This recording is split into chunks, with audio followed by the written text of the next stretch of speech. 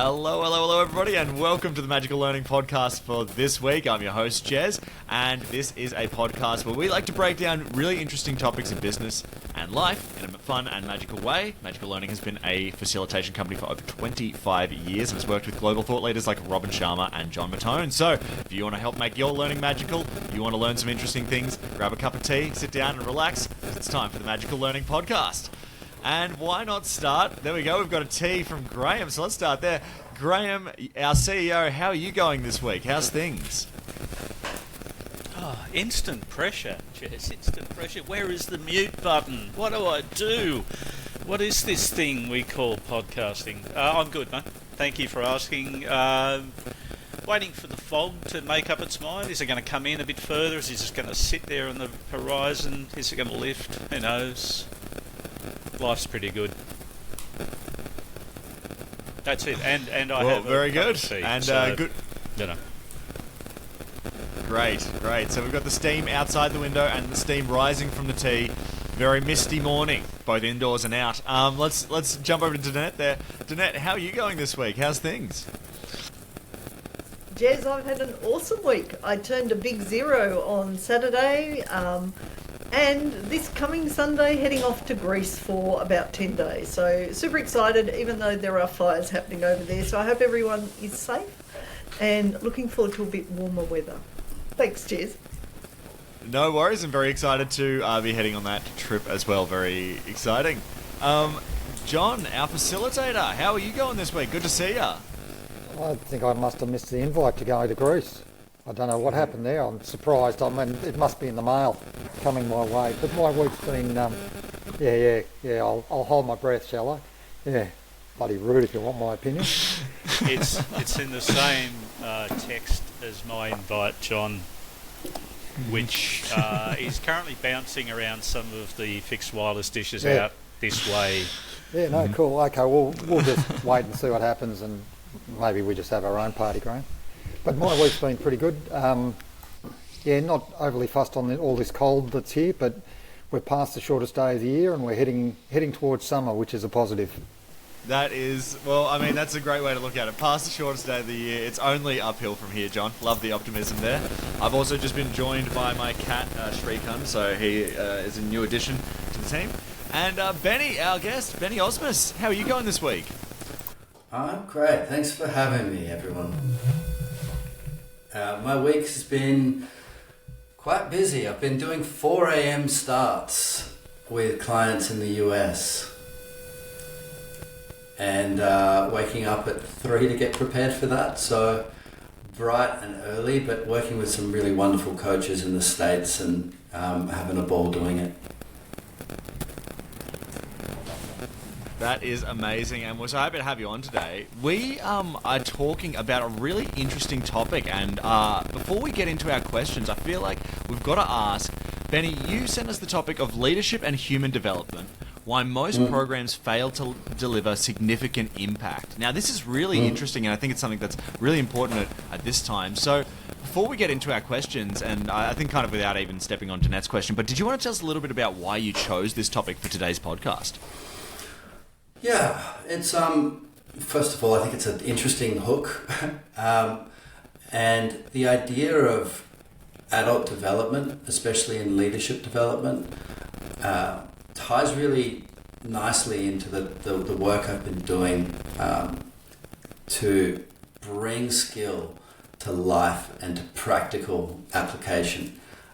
With coaches and working with facilitators, but in organizational development initiatives and executive coaching functions.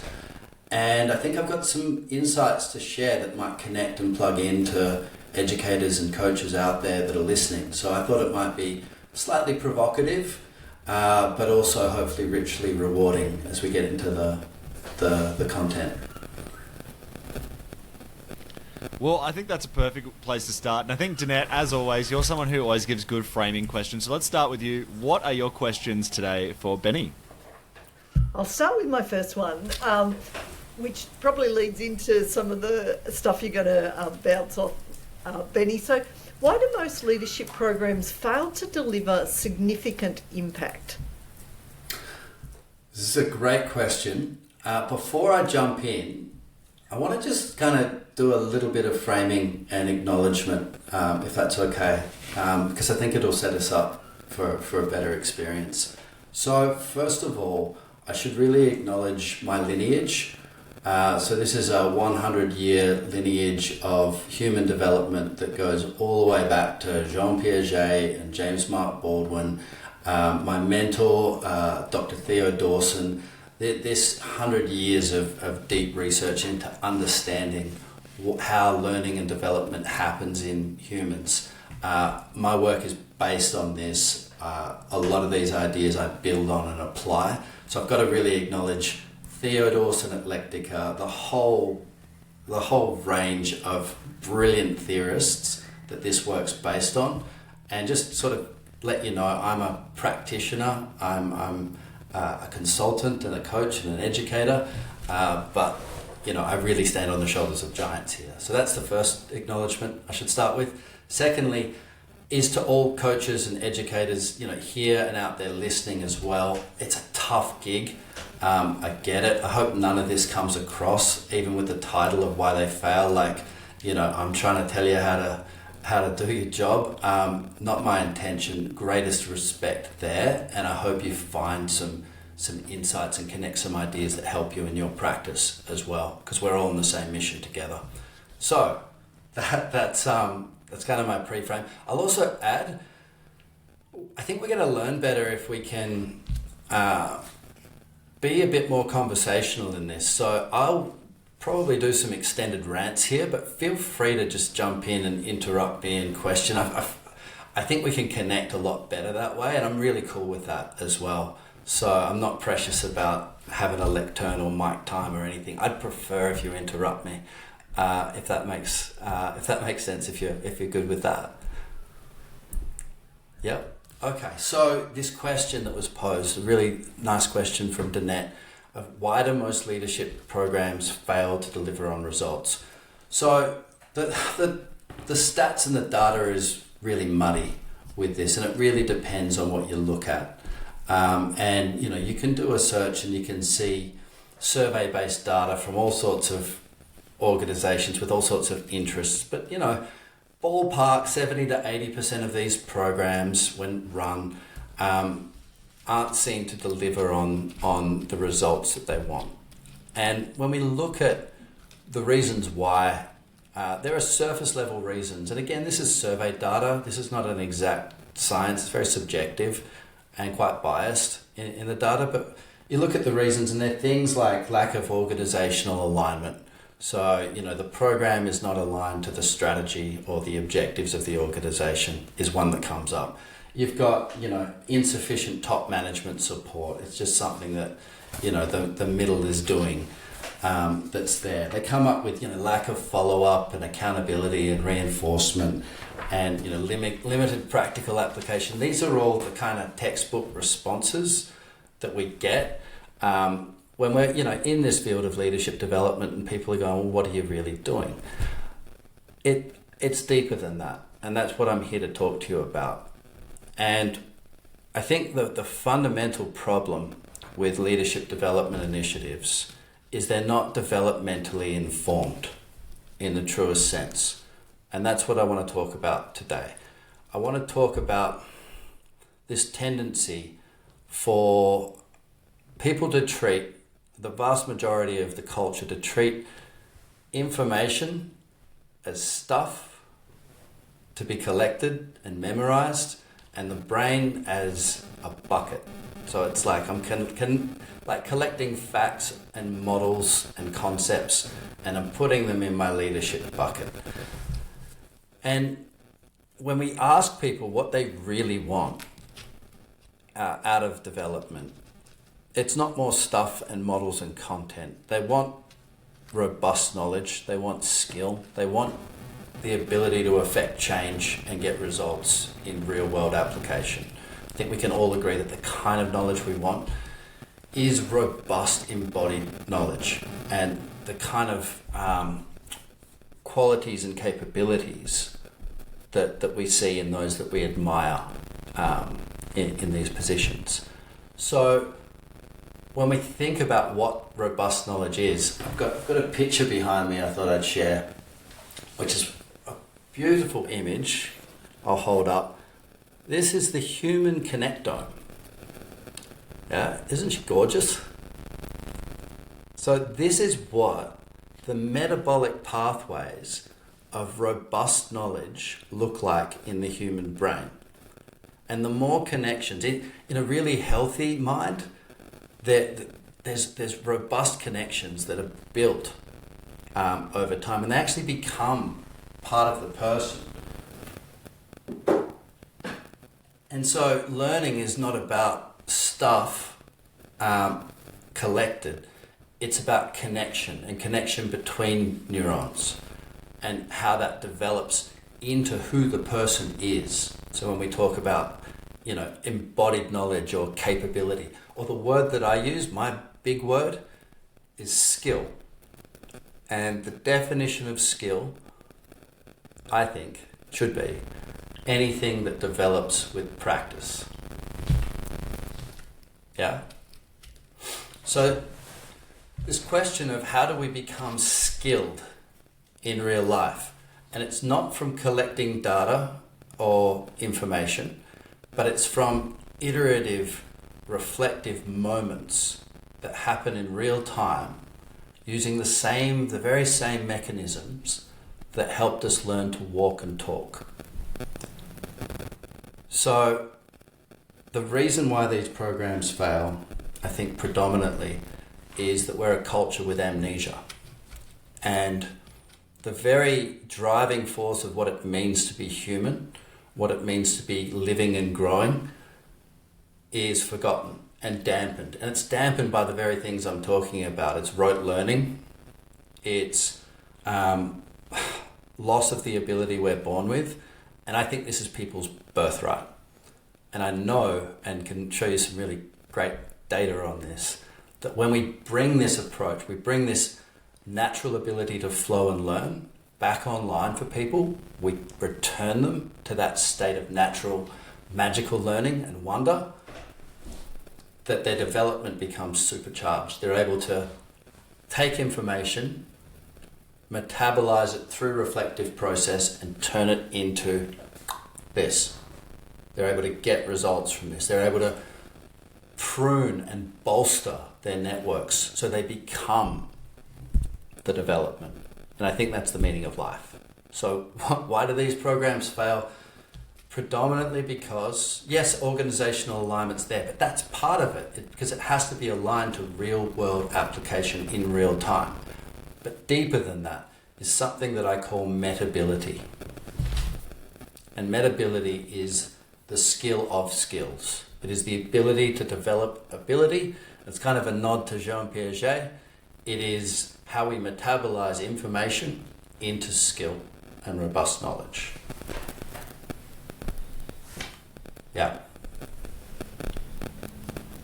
So, Benny, I'm really curious around, when we learn to walk or we learn to talk, we don't do that overnight. We do it by falling over or saying the wrong words and stuff like that. So I'm imagining it's the same as an adult. And I would imagine some environments make that safer than others. Yes. So this is really key. So we're born with this drive to learn. It's within us, okay? And we're born quite fearless. We're scared of real loud noises and falling off high. There's some inherent fears, but not a lot. And that's happening. You can think of a baby foal learning to walk. Well, they just pop out and they're off 10 minutes later. We take a lot longer. And we take a lot longer because we're building the ability to build ability as we go, right? So the whole infrastructure of learning in more and more complex things is being prepared right at the beginning. Now, we learn best, like you were saying, when we feel safe, when we feel adequately challenged, yeah, and we're experiencing emotions that are, I'll use the term positive. So When we don't understand, we're feeling curious, we're leaning in, we're willing to experiment. So those stakes are very real. And there's ways that we build in with coaches and curricula to work on the tiniest skills that can be practiced in private, that reduce that stakes, that increase psychological safety, and build up the ability to take on higher and higher stakes risks as we go. So that's within the learning architecture that we teach.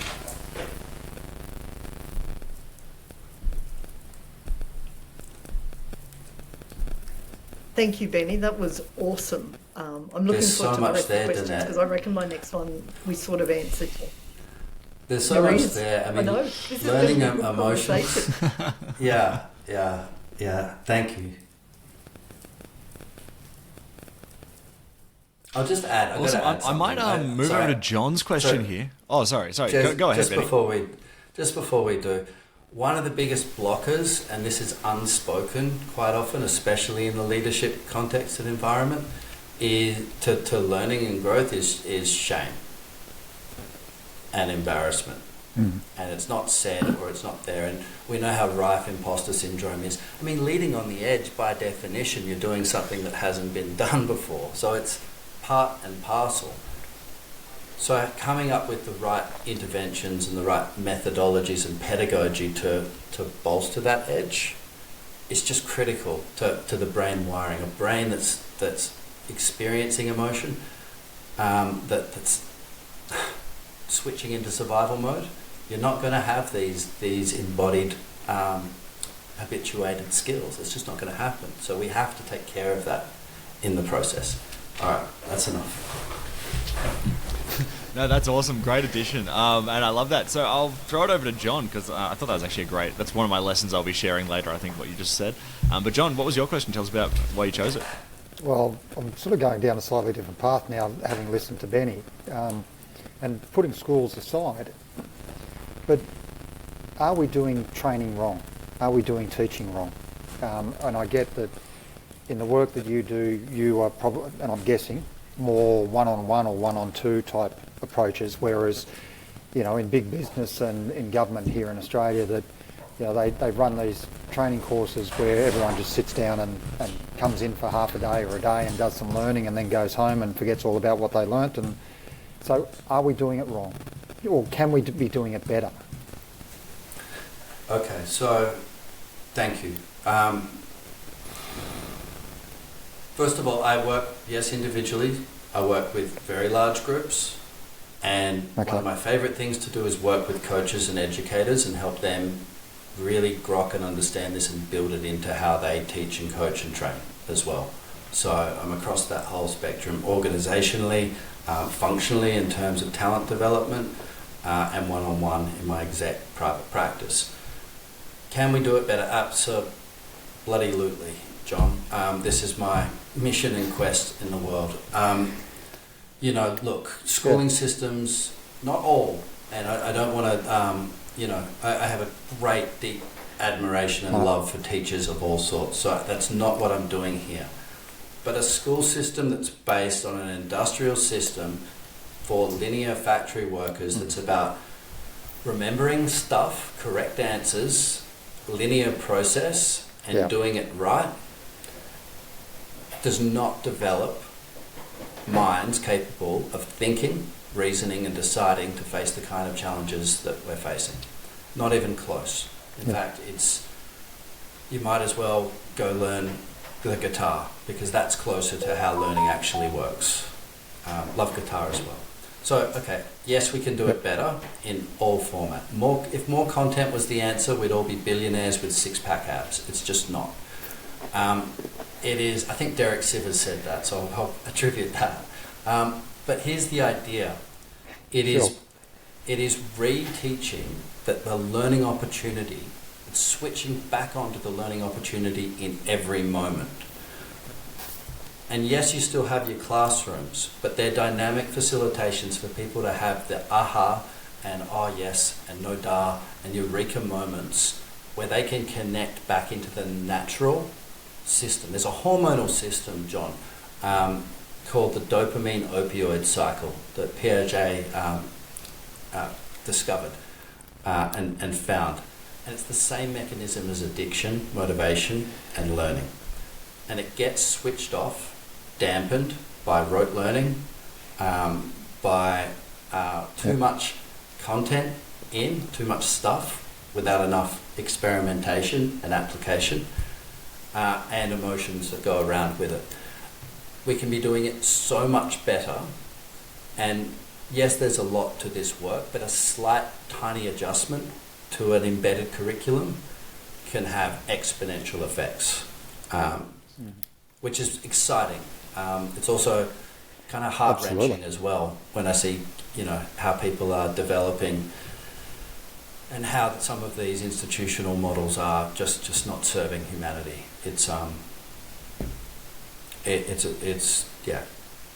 I won't get on my soapbox with that, but yes, we absolutely can. No. Yeah, no. I don't disagree with you. I think the more, as you said, experimentation and application we can apply to whatever learning we go into, the greater the outcome we're going to have for ourselves and for whatever organisation we're working for. But we've got to want to do that too. Yes, and there's another layer to it as well. Building that in, but getting them to realise that this is something they've got within them. So re-switching on their ability, what I call their metability, is my goal in the engagement. Yeah, we're going to do things that apply to your goals in your organisation. We're going to get simulated practices. We're going to get real-world results. We're going to make number go up. But at the same time, we're going to point out that how you're doing this is what it means to be developmentally aware, and building that into it. So then when we're done, their trajectory just keeps going. They become a learnaholic. And I think that's what makes it meaningful to be alive. It's how we access flow. It's how we grow. So my mission is to switch that on in as many people as possible, and to teach people to switch it on in others through the work that delivers results. Yeah, cool. Because that's the only way to do it. Cool. All right, brilliant. Thank you. I was going to say there, and I loved your question, John. Benny, it's like the old model was the teachers up the front, they share everything, they bombard people with, all of the knowledge or all of the data, whereas your approach is much more about let's light the learner up, let's get them engaged in this process, because for each learner it's going to be slightly different, what they learn, how they learn it and stuff. I really like that approach. Yeah, thank you. It's a word we use a lot is scaffolding. So, if I'm telling someone the correct answer, they haven't had to do any of the thinking to get there themselves, and I've kind of stolen the gift. But if I use a bit of ambiguity and they have to think and make those connections, and their synapses go bzzz and they get it, and then they feel great about getting it, and number go up and program there, that never leaves them. And that cycle just starts moving in them, and they become awake to learning. And gosh, we can go places there. Yeah, that's excellent. And thanks for that, Benny, and great question there, John, and Danette, great insight there. I might palm the ball over to Graham. So, Graham, did you have a question for Benny? I did have a question, Benny, but reading it back now, I'm thinking, what was I thinking? So maybe the short version of the question, because there's so much that we've already covered already. Part of me goes to this idea of robust skill development in people. Yes. Part of me wonders, where's the motivation for the individual, and how do we, going back to your scaffolding point, how do we give agency for building that scaffolding and owning the scaffolding back to the individual, rather than for them sitting there waiting for somebody else to give it to them. And then recognising that one of the other points you made about thinking, reasoning and making decisions, a lot of the scaffolding around that has in very recent times been flicked past to AI. And we're now in this really weird space where leaders are trying to work out, do they just give all of the logic, reasoning, decision making over to AI and just trust that and use that? Or so how do I work out how much of the AI stuff I can or should rely on in any moment? Yeah, and I've just realised it would have been easier for me actually to read my question out rather than go down this rabbit hole, because now it's even more confusing, which is exactly what I was trying to achieve. So, well done, Graham. I'm curious about what's your take at the moment? And it's such a big question, but what's your take, your thoughts on the impact, and let's maybe just hone it down to how can AI genuinely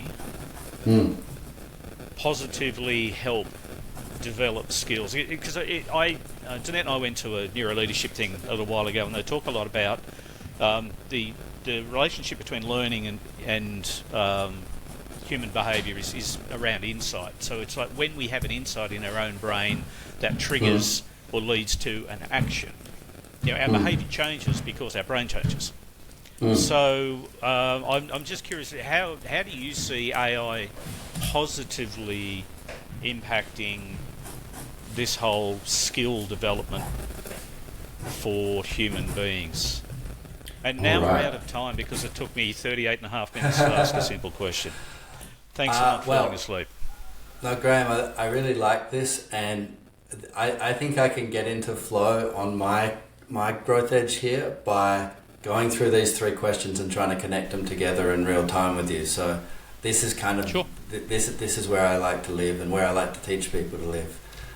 So I appreciate it. So we had three that I picked up on. How do we give motivation back to be an intrinsic driver in the individual that might not be so keen, may have been through a bunch of programs, maybe a bit jaded? Is that a fair summary?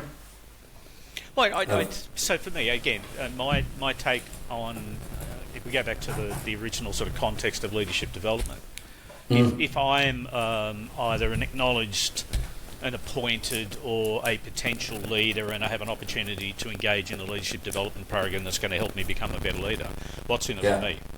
Because the idea of being a better leader often is not enough. So what's the motivation for the person engaged in that learning and development process? So let me tackle these one at a time and then I'll try and string them together.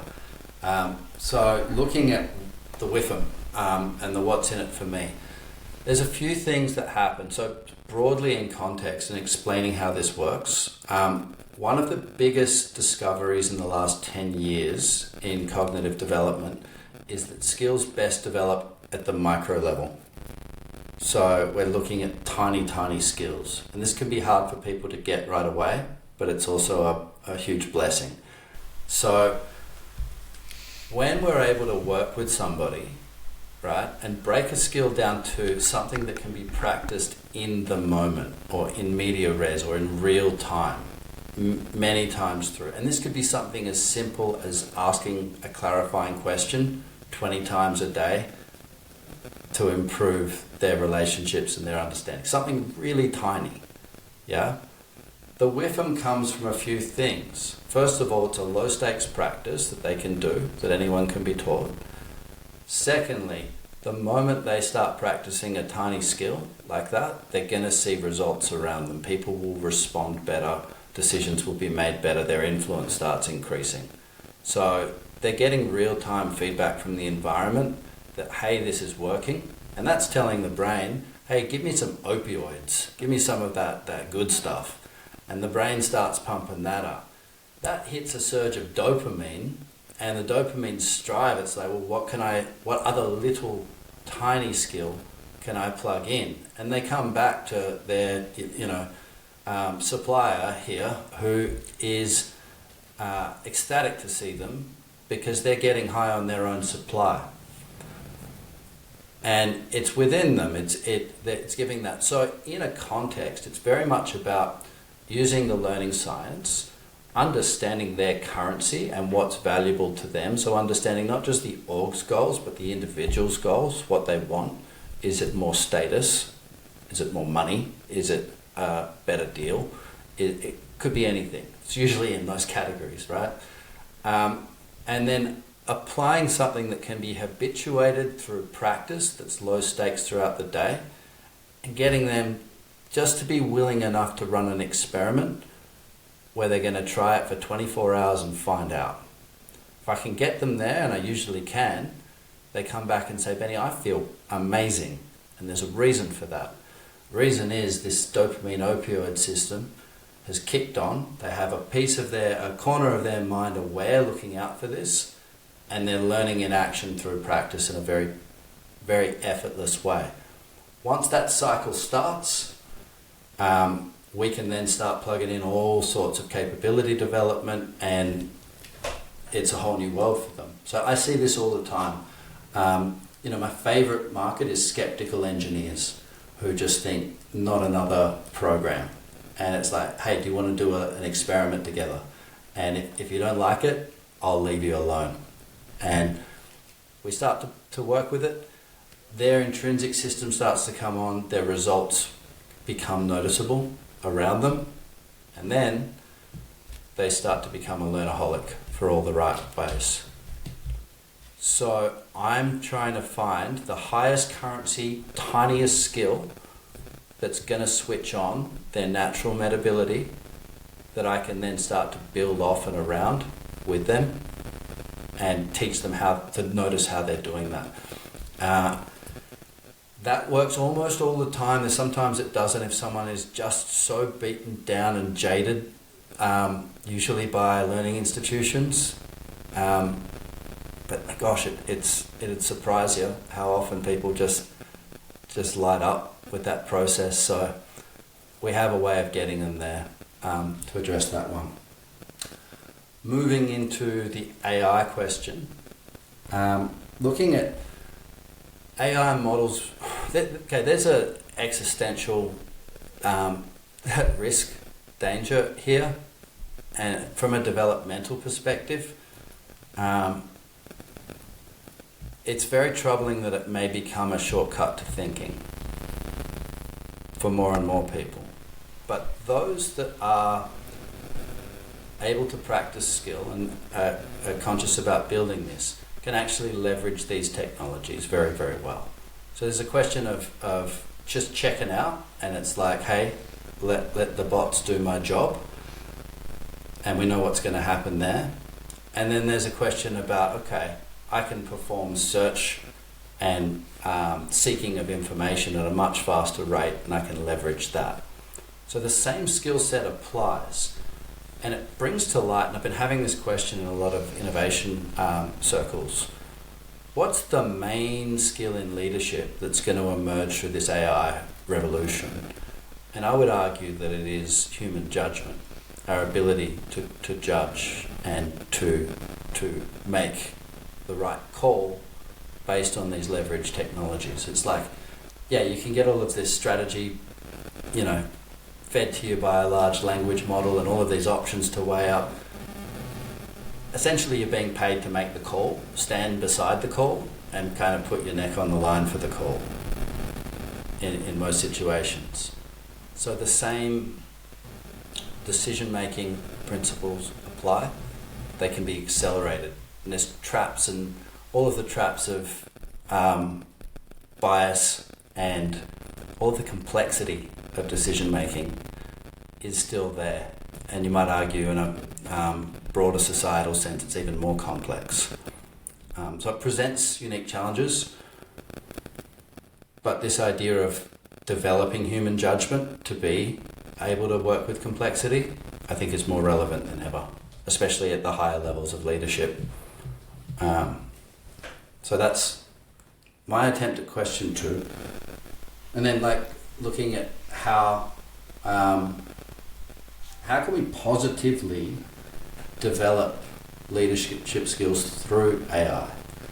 And I like this as a supplemental way of doing it. So, the great and lovely Henry Mintzberg, the management educator, often says, Management's a bit like swimming. You can't read books about swimming and learn to swim. You've got to get in the pool and feel the glide of the water and make all of these adjustments. And I often think, if you were to have a swimming coach and you're in danger of drowning, would you want a bot teaching you, or would you want a human that can connect with you and adjust and move? That's kind of the first thing, but it's deeper. The role of emotion, and I'm not a neuroscientist, but there's mirror neurons going on when we're connecting and bring ideas. And everyone who's a facilitator and a coach knows that magical learning takes place in that interaction. So there's a more than ever a human role for that. Where the benefit of AI is, I think, is once a practice is embedded and invested and these motivational learning systems are switched on, to use this as a way to scaffold, to check in, to be able to help prompt them and to be able to build, progress indicators, which is kind of dangerous because progress indicators, the whole gamification thing was a total dopamine hijack. You're trying to get the score, when the point is to get the skill. So it comes down to this fundamental challenge that all coaches I've trained and spoken to have. It's how do I get people to practice their damn practices? Right? That's huge. It's like, it is. I mean, it's like I've got all this guidance and wisdom and stuff for you, and then I've had a really busy 2 weeks. This happened and that happened and this occurred and then this fell off and that caught fire and the cat ran away and then so-and-so quit. We all know that story. So I think it's our responsibility to help them. In all of those moments, there are rich learning opportunities if they're switched on to it. And in fact, in those moments of crisis, if they know how to practice in the right kind of way, they're able to plug in, make connections and grow. In fact, more effectively than when it's calm seas. Once they're switched on to that, having check-ins and having prompts, I love here's a good response that's just come through, Graham. I love the idea of AI prompting me rather than me prompting AI, right? So if it knows enough about what's going on and it can give me a prompt that I then have to think about, make some connections, try a thing, right, and reflect upon it and grapple with and do the hard systems too thinking, that's rich. That's the work. Not everyone loves the hard work of thinking about thinking, the metacognition, the Kahneman system too. There's a kind of a companionship and compassion and coachness required, I think, to get people hooked on that. And that's also what we're talking about. So I'm going to try and bring them together now. So imagine you could have an app on your phone that was a really good PT, and it wasn't just a program, but it would just check in with how you're feeling and see where you're up to and check your 1 rep max on a deadlift and tell you what to do. And you're at the gym and it's like, okay, I'm going to engage with this bot and it's going to train me. Versus one of the, most effective personal trainers or movement coaches in the world working with you through it and helping you adjust. So big difference there. Yeah? Getting that motivation through this connectivity and through somebody that embodies the practice that you want to emulate, or you think, geez, I'd like some of that magic, whatever it is going on. Yeah. Building that so they feel it, they embody it, they like, and they experience enough of it to get hooked in a good way. Because it's the addiction system. It's like, I want that, and I want that in me. Then as that builds, looking at, okay, there's all of these resources for seeking information and all these skills about coordinating the perspectives and working through my own thinking. And I can use it as a thinking and a research partner and an extended team. But at the end of the day, if the person's not making the call themselves, they're not sure as heck not leading. They're being told what to do by a large language model. So I think there's a supplemental value there.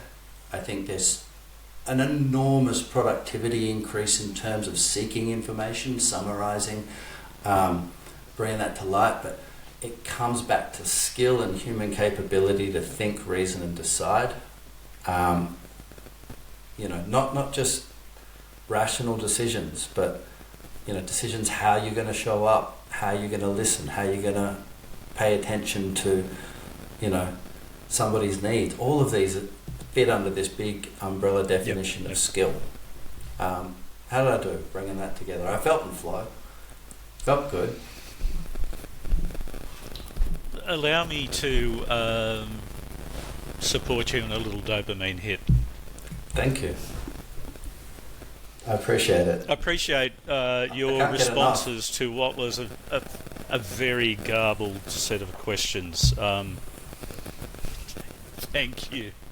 No, thank you. I mean, see what's happening right now? Like, we're connecting these things together in real time.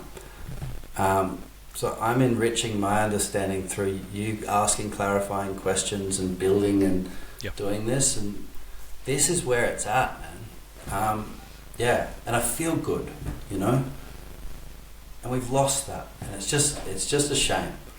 I think it's people's birthright. It is. I think it is. We need to return to that. And we have the forums to do it. We have these programs that are running. It just needs an injection of this. And the whole experience becomes the person.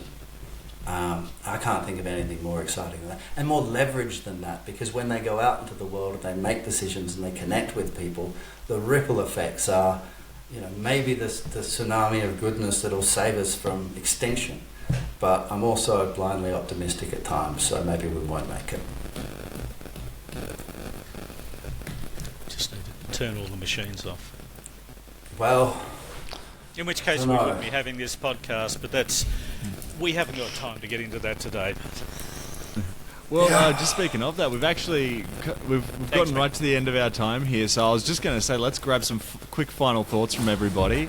I might start with Danette here. We'll have to do another episode, Benny, because we've got a couple of questions left in the chamber here, so I have to have you on for another episode to do those ones as well. But let's start with Danette. Danette, any final thoughts on today's conversation? I loved I love that it's based on what happens within a person, so how we can create that spark. And then, as you said, Benny, right towards the end, that whole ripple effect once people start doing that. I also particularly loved getting AI to prompt people to start to learn, to get into that deep thinking, etc. So awesome. Can't wait to have you back. Thank you so much. Thank you. Big hugs. Think about hugs. Awesome, thank you so much, Danette, and thanks again, Benny. Great answers today. Let's go to John now. John, any final thoughts on today's conversation? Yeah, Benny, thank you for your time. And to me, your gamification analogy was really good. Are you in it for the score or are you in it for the skill? And that constant question of what am I doing and what am I actually getting out of it to grow and develop, I guess, or make a difference. Awesome. Yeah, and thanks again, John. Always good to see you, and great questions again. And great just conversation. I feel like, Benny, it was a great idea to open it up. I've really liked it. Graham, I'll go to you. Any final thoughts on today's conversation? So many, Jez. And I apologise for hogging half of the session with questions. We didn't get to the other questions that we really should have. So, Benny, again, thanks for your patience. Thanks for sharing your insights and your wisdom with us. Yeah, look, we could spend a week on this. Probably should. Maybe not all in one session. Definitely not on a video call. But so much to think more about. And if I were to pick just one phrase out of everything that was discussed, it was this idea of serving humanity. Just one of my concerns about the whole technology thing is that we are moving away from serving humanity at a rapid rate, and most of us have very little control over how the tech is developed and for whom. But that's just me. Good to talk with you, Benny. Thanks for sharing today with us. Really appreciate it. Yeah. Thanks, Graham. Awesome, and thank you again, Graham. Great questions as well. Benny, Did you have any final thoughts on today's conversation and leadership and human development that we may not have got to, or just any other final thoughts you wanted to wrap up with? Lots. I think it would be useful to just have a final sort of comment around that, and then maybe a practice that people listening could go and experience this with. If I could share that, I think that might be a good takeaway.